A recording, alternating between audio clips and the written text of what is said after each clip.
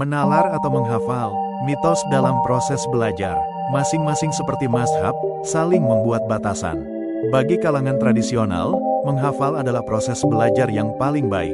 Sebaliknya, bagi kalangan modern, menyebut menalar jauh lebih baik. Lalu, manakah di antara dua mazhab proses belajar tersebut yang paling benar? Setiap asumsi ingin membangun mitosnya sendiri-sendiri. Demikian pula, dua asumsi tersebut. Pernahkah kita melakukan survei untuk mengatakan menalar lebih baik dari menghafal, dan sebalik? Dewasa ini, kita mengenal istilah coding, cara mengkode atau memberi tanda. Begitu pula dengan algoritma, bilangan yang paling sering disebut dan memiliki kemungkinan lebih besar. Tentu, kita tidak ingin dibuat bingung oleh asumsi.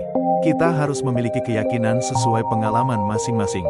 Pengalamanlah sehingga orang yang suka menghafal beranggapan menghafal adalah metode terbaik.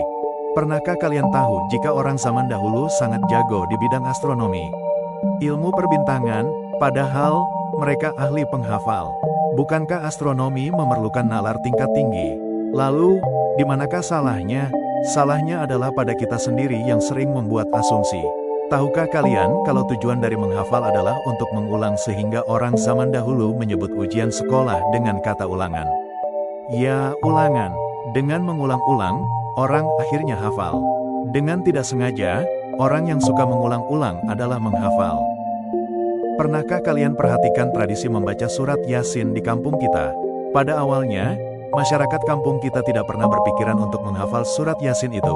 Tapi karena acara itu diulang dari waktu ke waktu, akhirnya masyarakat hafal surat Yasin dengan sendirinya. Lalu, bagaimanakah dengan menalar? Menalar atau berpikir secara logika atau berpikir rasional adalah ketika kita didorong berpikir berdasarkan angka. Logika, benar dan salah, untuk mempertimbangkan benar dan salah, serta menghindari kesalahan-kesalahan. Lalu, apakah suatu kesalahan adalah salah? Di sini, kita membutuhkan keseimbangan berpikir atau condition ongoing. Bahwa suatu yang salah tidak benar-benar salah adanya. Sesuatu yang salah suatu saat pasti akan menemukan kebenarannya.